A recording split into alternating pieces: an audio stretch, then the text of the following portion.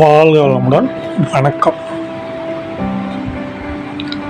நான் ஒரு காலத்தில் எப்படி இருந்தேன், எப்படி வாழ்ந்தேன் என்று தெரியுமா என்று புலம்பியது புத்தகம்.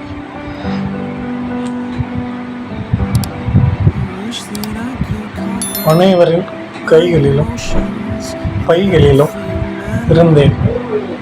என்னை நாடி வந்து தழுவியவர்களை நான் அறிவாளியாகவும் ஆராய்ச்சியாளராகவும் அரசு ஊழியராகவும் ஆங்காங்கே சிந்தனையாளர்களாகவும் உருவாக்கியிருந்தேன். நான் குருவும் ஆனேன். ஆனால் என்னை கொலை செய்து இந்த அலமாரிக்குள் புதைத்து விட்டார்கள்.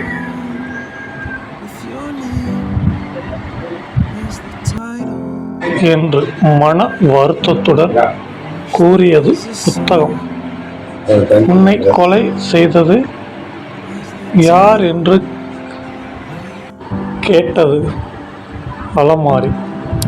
அதற்கு புத்தகம் சொன்னதே கைபேசிகளும் மடிக்கண்ணியும் தான் என்று உண்மையை வெளிப்படையாக சொல்லிவிட்டது. என்னை கொன்று உன்னுள் புதைத்தார்கள் என்றது புத்தகம். மிக வருத்தத்துடன். நன்றி.